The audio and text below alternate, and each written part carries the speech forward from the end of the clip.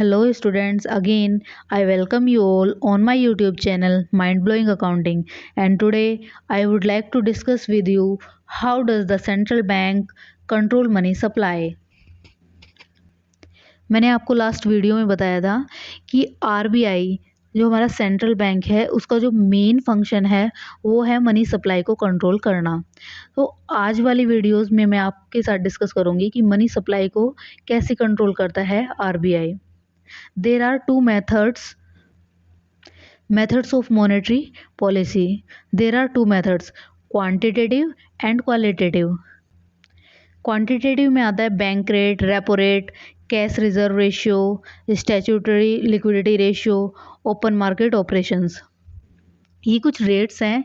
इसके अंदर बैंक क्या करेगा, इन्फ्लेशन या डिफ्लेशन के अकॉर्डिंग कभी तो रेट को अप करेगा और कभी करेगा down. It depends on inflation और डिफ्लेशन। इन्फ्लेशन और डिफ्लेशन क्या होता है, इन्फ्लेशन की सिचुएशन में क्या होता है, इकोनॉमी के अंदर महंगाई हो जाती है। महंगाई में क्या होगा, सारी चीज़ें महंगी होती चली जाती है और लोगों के पास बहुत ज़्यादा पैसा हो जाता है। ये इकोनॉमी के लिए अच्छा नहीं होता। कुछ लोगों को लगेगा कि बहुत ज़्यादा पैसा तो अच्छा है लोगों के पास, सभी के पास पैसा हो, कोई परेशान ना हो, लेकिन ऐसा नहीं है। ज़्यादा पैसा होने से भी क्या होगा, लोग बहुत ज़्यादा डिमांड करना शुरू कर देंगे। लेकिन हमारे रिसोर्सेज तो क्या है, लिमिटेड। हमारी एक लिमिट है, हम अपनी लिमिट के अकॉर्डिंग ही प्रोड्यूस कर सकते हैं। अगर लोगों के पास ज़्यादा पैसा होगा तो वो बोलेंगे कि हमसे ज़्यादा चार्ज कर लो, हम ज़्यादा पेमेंट कर देंगे और हमें दे दो। तो वो वाली सिचुएशन क्या है, अच्छी नहीं है। उससे ज़्यादा डिमांड होने की वजह से और भी ज़्यादा प्राइस क्या करेंगे, हाई। और ये सिचुएशन जो लोग बिलो पॉवर्टी लाइन है उनके लिए बहुत ज़्यादा डेंजरस है, क्योंकि जो लोग 2 रुपए की रोटी मैनेज नहीं कर सकते वो 3 की कैसे करेंगे, वो तो भूखे मर जाएंगे। तो ये वाली सिचुएशन भी अच्छी नहीं है। अगर हम बात करें डिफ्लेशन की, उसमें क्या होता है, मंदी होती है, उसमें डिमांड ही नहीं है, चीज़ें सस्ती सस्ती सस्ती होती जा रही हैं, लोग डिमांड ही नहीं कर रहे क्योंकि लोगों के पास पैसा है ही नहीं। प्रोड्यूसर क्या कर रहे हैं, बना रहे हैं सामान को, लेकिन लोग कोई खरीदने वाला है ही नहीं। अगर कोई खरीदने वाला नहीं है तो फिर वो बनाना भी बंद कर देंगे। बनाना बंद करेंगे तो लोग बेरोजगार हो जाएंगे, क्योंकि काम करने को ही नहीं होगा। और काम करने को नहीं होगा, जब काम ही करने को नहीं है तो फिर खाने को कहाँ से होगा।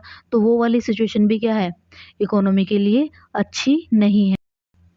तो किसी भी इकोनॉमी की ग्रोथ के लिए बैलेंस का होना ज़रूरी है।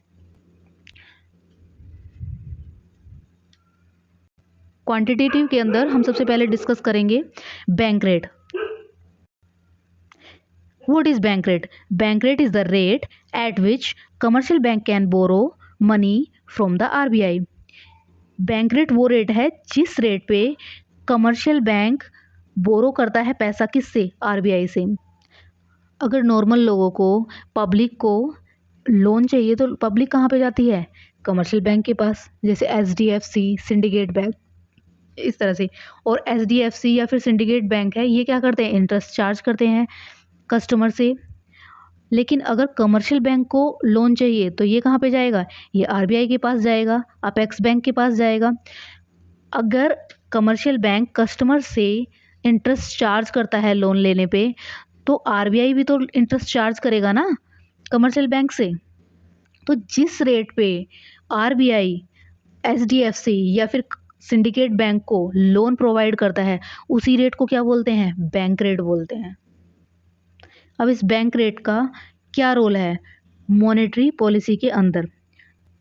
अच्छा, मुझे एक बात बताओ, अगर कमर्शियल बैंक को आरबीआई से 6% पे लोन मिला है तो क्या कमर्शियल बैंक कस्टमर को भी 6% पे ही लोन प्रोवाइड कर देंगे, नहीं। अगर वो 6 पे ही करने लगे तो वो क्या कमाएंगे, लड्डू। तो फिर वो क्या करेंगे, 6 से तो अप ही करने वाले, या तो 8 या तो 10 ऐसे चार्ज करेंगे, क्योंकि उनको भी तो अर्निंग करनी है ना। तो इसका मतलब क्या हुआ, जितना बैंक रेट ज़्यादा होगा उतना ही ज़्यादा कमर्शियल बैंक कस्टमर से चार्ज करेंगे। अगर हमें इन्फ्लेशन को ठीक करना है, इन्फ्लेशन के केस में क्या करेगा आरबीआई, बैंक रेट को ज़्यादा कर देगा, क्योंकि उसे तो क्या करना है, लोगों की जेब से पैसा निकालना है।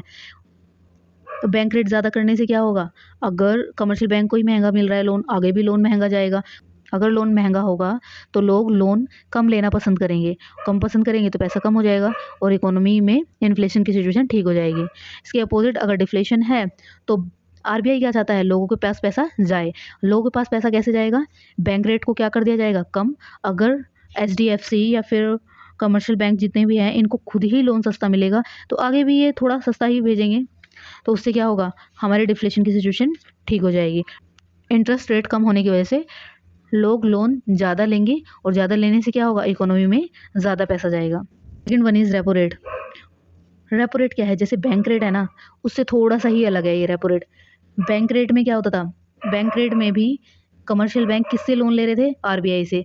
रेपो रेट में भी कमर्शियल बैंक आरबीआई से ही लोन लेंगे, लेकिन इस बार वो शॉर्ट टर्म के लिए लेंगे और दूसरा आरबीआई इस बार कोलेट्रल सिक्योरिटीज़ रखवाएगी अपने पास। बिना कोलेट्रल सिक्योरिटीज़ के आरबीआई कमर्शियल बैंक को लोन नहीं देगी, बस यही डिफरेंस है। It relates to the loan offered by the RBI to the commercial bank not without collateral security। ये वो लोन है जो आरबीआई ऑफर कर रही है किसको, कमर्शियल बैंक को, लेकिन बिना कोलेट्रल सिक्योरिटी के नहीं। तो कोलेट्रल सिक्योरिटी लेके आरबीआई शॉर्ट टर्म पीरियड के लिए जो लोन ऑफर कर रही है और जिस रेट पे कर रही है उसी को हम क्या बोलते हैं, रेपो रेट। अगर इकोनॉमी में इन्फ्लेशन की सिचुएशन है तो रेपो रेट को क्या कर दिया जाएगा, ज़्यादा। रेपो रेट ज़्यादा करने से क्या होगा, डिमांड क्या हो जाएगी, कम, और सप्लाई ऑफ क्रेडिट इकोनॉमी के अंदर कम हो जाएगी और हमारी इन्फ्लेशन की सिचुएशन भी ठीक हो जाएगी। और अगर हम डिफ्लेशन की बात करें तो उस केस में डिफ्लेशन में रेपो रेट कम कर दिया जाएगा। लोन कमर्शियल बैंक आगे जो पब्लिक को देंगे तो सस्ता देंगे, सस्ता लोन देने की वजह से लोग ज़्यादा डिमांड करेंगे और लोगों के पास पैसा जाएगा और उससे हमारी डिफ्लेशन की सिचुएशन ठीक हो जाएगी। Third one is cash reserve ratio. Cash reserve ratio क्या होता है, पब्लिक अपनी सेविंग्स को किसके पास रखती है, बैंक के पास। बैंक क्या करता है, आगे जिन लोगों को ज़रूरत है उनको लोन प्रोवाइड करता है। अब क्या होता है, सपोज दैट पब्लिक ने 1000 रुपीज़ डिपॉजिट कराए किसके पास, बैंक के पास, तो क्या बैंक 1000 के 1000 थर्ड पार्टी को लोन दे देगा, नहीं। अगर 1000 दे दिया तो जो अगर किसी को ज़रूरत पड़ी तो वो मांगने आएंगे तो फिर उसको पेमेंट कहाँ से करेगा, और अगर पेमेंट नहीं कर पाया तो जो लोगों का ट्रस्ट है वो तो टूट जाएगा। फिर लोग नेक्स्ट टाइम तो पैसे देने नहीं आएंगे, बोलेंगे जब हमें ज़रूरत होती है तब तो ये वापस देते नहीं है हमको। तो इसलिए आरबीआई क्या करता है, पास्ट एक्सपीरियंस के बेसिस पे एक स्पेसिफिक परसेंटेज फिक्स करता है कि जितना डिपॉजिट तुम्हारे पास आया उसका एक फिक्स परसेंटेज कैश रिजर्व की तरह तुम्हें आरबीआई के पास रखना पड़ेगा। तो अगर कोई ऐसी सिचुएशन हुई कि कमर्शियल बैंक पेमेंट नहीं कर पाया पब्लिक को, तो उस केस में उस कैश रिजर्व से कमर्शियल बैंक पब्लिक को पेमेंट कर सकता है। So this refers to the proportion of total deposit of the commercial bank which they must keep as cash reserve with the RBI. It is fixed by the central bank. इसको कौन fix करता है, central bank fix करता है। मैं फिर से एक बार बता रही हूँ, जो पब्लिक डिपॉजिट रखती है अपना बैंक के पास, उसी डिपॉजिट का एक specific percentage commercial bank RBI के पास रखता है, उसी को हम कैश रिजर्व रेशियो बोलते हैं। और इसको आरबीआई फिक्स करता है। इसको आरबीआई इंक्रीज़ भी कर सकता है और डिक्रीज़ भी कर सकता है। इसको मेंटेन करना कंपलसरी है, इसलिए हम इसको लीगल रिजर्व रेशियो भी बोलते हैं। अब इसी के अंदर एक और कंसेप्ट है जो है क्रेडिट मल्टीप्लायर का। क्रेडिट मल्टीप्लायर क्या होता है, अगर तुम्हें आसान भाषा में समझना है तो क्रेडिट मल्टीप्लायर है पैसे से पैसा बनाना। कितने गुना पैसा बैंक हमारे पैसे से बना पाएगा, यही है क्रेडिट मल्टीप्लायर। अब क्रेडिट मल्टीप्लायर का फॉर्मूला होता है credit multiplier is equals to 1/CRR। जो हमने कैश रिजर्व रेशियो किसके पास रखा था, आरबीआई के पास रखा था, उसी को यूज़ करेंगे हम यहाँ पे। जैसे हम कैश रिजर्व रेशियो आरबीआई के पास रखते हैं तो हम उस पैसे को तो यूज़ नहीं कर पाते, तो वो एक तरह से हमारा क्या हो जाता है, आइडल मनी। तो इसीलिए बोलते हैं कि कैश रिजर्व रेशियो जितना कम होगा उतना ही बैंक क्या क्या कर पाएंगे, क्रेडिट क्रिएशन कर पाएंगे। और जितना कैश रिजर्व रेशियो ज़्यादा होगा बैंक को क्रेडिट क्रिएशन में उतनी ही क्या होगी, दिक्कत होगी। क्रेडिट क्रिएशन क्या हुआ, वही पैसे से पैसा बनाना। कितने गुना पैसा आरबीआई हमारे पैसे, कितने गुना पैसा कमर्शियल बैंक हमारे पैसे से बना पाते हैं। एग्जाम्पल के लिए सपोज दैट 1000 रुपीज़ पब्लिक ने डिपॉजिट कराया कमर्शियल बैंक के पास। अब आरबीआई ने सपोज दैट 10% CRR फिक्स कर दिया। अब 10% फिक्स किया तो 1000 का 10% कितना हो जाएगा, 100 रुपीज़। अब 100 रुपीज़ तो कमर्शियल बैंक को किसके पास रखना पड़ेगा, आरबीआई के पास, कैश रिजर्व रेशियो की तरह। अब बचे कितने, 900 रुपीज़। बचे हुए 900 को ही कमर्शियल बैंक आगे लोन प्रोवाइड करेगा। क्रेडिट मल्टीप्लायर के अंदर हमें 2 एजम्पशन भी माननी होती हैं। एक तो ये कि सारी जो ट्रांजैक्शन है वो बैंक के थ्रू होंगी, और दूसरा जितने भी बैंक हैं वो सभी एक यूनिट है। तो इस तरह से जो 900 हम लोन प्रोवाइड करते हैं वो हम कैश में नहीं करते, हम एक एंट्री पास करते हैं। जिसको भी लोन चाहिए उसके अकाउंट में एक क्रेडिट एंट्री होगी। अब जिसने लोन ले लिया वो भी तो आगे किसी ना किसी को पेमेंट करेगा, और जिसको पेमेंट करेगा वो भी अपना पैसा जब खर्चेगा तो कहाँ पे डिपॉजिट करेगा? किसी के भी पास जाए, डिपॉजिट तो आगे उसने बैंक में ही करना है, क्योंकि सारी ट्रांजेक्शन बैंक में हो रही है। अब फिर से 900 आया, अब 900 का फिर से हम CRR 10% कहाँ पे रख देंगे? RBI के पास रख देंगे, और बाकी बचे हुए 810 रुपीज़ फिर से लोन पे दे देंगे। तो ये हम कब तक करते रहेंगे? ये हम तब तक करते रहेंगे तब तक हमारा जो आंसर है क्रेडिट मल्टीप्लायर का उससे मैच ना कर जाए। सपोज दैट हमारा 1000 रुपीज़ था अमाउंट, तो यहाँ पे 10% का आंसर कितना आ रहा है? 10 टाइम्स। तो 1000 का 10 टाइम्स तब तक हम नहीं बना लेते, तब तक ऐसे ही करते रहेंगे। तो यही है क्रेडिट मल्टीप्लायर। और क्रेडिट मल्टीप्लायर का कैलकुलेशन किसकी हेल्प से हो रहा है? CRR की हेल्प से। यहाँ पे मैंने 2 एग्जांपल लिए हैं कि एक केस में CRR 10% है और दूसरे केस में कितना है? 20%। तो क्रेडिट मल्टीप्लायर को हम K से भी डिनोट करते हैं, तो K is equals to 1/CRR। CRR हमारा 10% है, इसलिए 1/10%। परसेंटेज का साइन हटाएंगे तो ऊपर 100 आ जाएगा, 0 से 0 कैंसिल, 10 टाइम्स। तो अगर हमारा CRR 10% है तो इसका मतलब बैंक हमारे पैसे से 10 गुना पैसा बना पाएगा। और CRR अगर हमारा 20% है तो K is to 1/CRR। CRR हमारा 20% है तो 1/20%, परसेंटेज का साइन हटेगा तो ऊपर आएगा 100। 20 से 100 को डिवाइड करते तो 5 टाइम्स आएगा। RBI raises CRR to correct inflation. अगर इन्फ्लेशन की सिचुएशन को करेक्ट करना है तो RBI CRR को क्या कर देगा? बढ़ा देगा। CRR बढ़ाने से क्या होगा?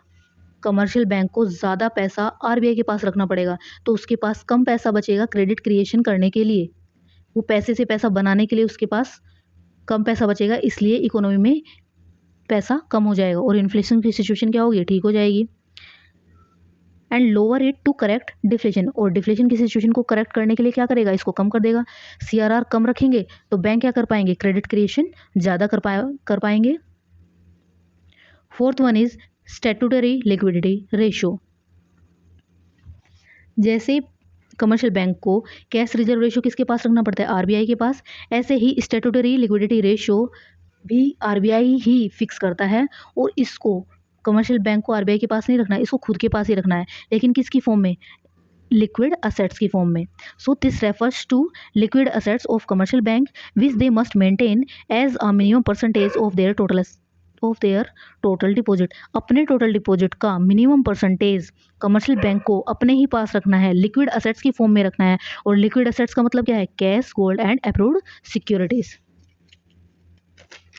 और इसको भी बैंक क्या करेगा? इन्फ्लेशन की सिचुएशन में तो क्या कर देगा? बढ़ा देगा, जिससे कि बैंक ज़्यादा मनी क्रिएट ना कर पाए और इन्फ्लेशन की सिचुएशन ठीक हो जाए। और डिफ्लेशन की सिचुएशन में क्या करेगा? SLR को कम कर देगा, जिससे कि बैंक ज़्यादा मनी क्रिएशन कर पाए और लोगों के पास ज़्यादा पैसा पहुँचे। Fifth one is open market operation. It refers to the sale and purchase of securities in the open market by the central bank. Open market operation का मतलब क्या होता है? सेंट्रल बैंक क्या करेंगे? गवर्नमेंट के बिहाफ पे गवर्नमेंट सिक्योरिटीज़ को ओपन मार्केट में सेल या परचेज करेंगे। इसका एग्जांपल है नेशनल सेविंग सर्टिफिकेट्स। अगर RBI को इन्फ्लेशन की सिचुएशन को करेक्ट करना है तो ये क्या करेंगी? सिक्योरिटीज़ को सेल कर देंगी। अगर सिक्योरिटीज़ को सेल कर देंगी तो पब्लिक को क्या करना पड़ेगा? पेमेंट करना पड़ेगा, और पब्लिक के पास चला जाएगा सिक्योरिटीज़। तो पब्लिक की जेब से तो पैसा निकल गया, और यही चाह रही थी बैंक। दूसरी सिचुएशन क्या है? डिफ्लेशन की। उस केस में क्या करेगी? उन्हीं सिक्योरिटीज़ को बाय कर लेगी। अब सिक्योरिटीज़ को बाय करेगी तो अब क्या करेगा? बैंक पेमेंट करेगा, और लोगों के पास क्या चला जाएगा? पैसा। और यही चाहती थी बैंक, और डिफ्लेशन की सिचुएशन क्या हो जाएगी? करेक्ट हो जाएगी। Now it's time to discuss qualitative instrument of monetary policy, and first one is margin requirement. What is margin requirement? Margin requirement refers to the difference between the current value of security offered for loan and the value of loan granted. Margin requirement क्या है? Suppose that तुम्हें चाहिए loan, कितना? 80 लाख का। लेकिन अगर bank loan देगा तो उसके अगेंस्ट कुछ सिक्योरिटीज़ भी तो चाहिए। ऐसे थोड़ी ना फ्री फंड में तुम्हें लोन दे के बैठ जाएगा और तुम थोड़े दिनों बाद बना कर देना कि हमारे पास तो पैसे हैं ही नहीं। ऐसे तो दुनिया बैंक को लूट लेगी। इसलिए बैंक क्या करता है, अगर लोन देता है तो उसके अगेंस्ट कुछ सिक्योरिटीज़ भी रखता है। अगर तुम्हें 80 लाख का लोन चाहिए तो सपोज दैट तुम्हारी जो प्रॉपर्टी है वो 1 करोड़ की है, 1 करोड़ की प्रॉपर्टी तुम्हें क्या करनी पड़ेगी, गिरवी रखनी पड़ेगी। तो जो ये 1 करोड़ और 80 लाख के बीच का गैप है, इसी को हम मार्जिन रिक्वायरमेंट बोलते हैं। तो लोन तुम्हें कितना मिला, 80 लाख। घर तुमने कितने का गिरवी रख दिया, 1 करोड़ का। मार्जिन रिक्वायरमेंट कितना हुआ, 20 लाख। तो अगर आरबीआई चाहती है सप्लाई ऑफ क्रेडिट इकोनॉमी में बढ़ जाए तो मार्जिन रिक्वायरमेंट को क्या कर देगी, कम। क्योंकि मार्जिन रिक्वायरमेंट कम करते ही लोग क्या करेंगे, ज़्यादा लोन लेना पसंद करेंगे। और अगर आरबीआई चाहती है सप्लाई ऑफ क्रेडिट क्या हो जाए, कम, लोगों के पास पैसा जाए कम, तो मार्जिन रिक्वायरमेंट को बढ़ा देगी और लोग लोन को लेना कम पसंद करेंगे। Second one is rationing of credit. Rationing of credit का मतलब होता है क्रेडिट कोटा को फिक्स कर देना। स्पेसिफिक सेक्टर में स्पेसिफिक अमाउंट बता देना कि इस सेक्टर को सिर्फ इतना ही लोन प्रोवाइड करना है और इस सेक्टर को इतना ही। आरबीआई जिस सेक्टर को प्रमोट करना चाहेगी उसकी क्रेडिट कोटा लिमिट क्या होगी, ज़्यादा, और जिस सेक्टर को प्रमोट करना नहीं चाहती उसकी लिमिट क्या हो जाएगी, कम। और कोई भी बैंक उस लिमिट को क्रॉस नहीं कर सकता। Rationing of credit refers to fixation of credit quota for different business activities. Last one is moral suasion. Moral suasion क्या होता है, सेंट्रल बैंक कुछ डायरेक्टिव्स बताती है, कुछ डायरेक्शंस देती है, किसको, मेंबर बैंक्स को। सपोज दैट इन्फ्लेशन है, इन्फ्लेशन में आरबीआई क्या बोलेगी बैंक से कि लोन कम प्रोवाइड करो, इंटरेस्ट लोन कम प्रोवाइड करो, इंटरेस्ट रेट बढ़ा दो। तो इस तरह की डायरेक्शंस देती है किसको, बैंक्स को। लेकिन अगर बैंक ना माने तो, बैंक बोले अगर हमने बैंकिंग का काम शुरू किया है तो पैसा कमाने के लिए तो किया है, तुमने तो बोल दिया, अभी तो हमने बैंक ओपन ही किया था, अभी तो हमने बैंक का काम स्टार्ट ही किया था, और आप लोग बोल रहे हो कि लोन प्रोवाइड मत करो, लोन प्रोवाइड करो तो महंगा दो, महंगा देंगे तो कोई लेगा नहीं, तो हमारा काम कैसे चलेगा। पहले तो सेंट्रल बैंक क्या करेगा, डायरेक्शन देता है बड़े प्यार से, अगर नहीं मानते तो फिर प्रेशर से बोलता है कि बात मान लो, फिर भी नहीं मानते तो क्या करेगा बैंक, फिर भी नहीं मानते तो लाइसेंस कैंसिल कर सकता है आरबीआई। तो इसलिए चुपचाप से आरबीआई की बात मान लेनी चाहिए। So it was all about monetary policies of central bank. आपको मेरा वीडियो कैसा लगा आप कमेंट सेक्शन में बता सकते हैं। So please like, share and subscribe my channel. Thank you.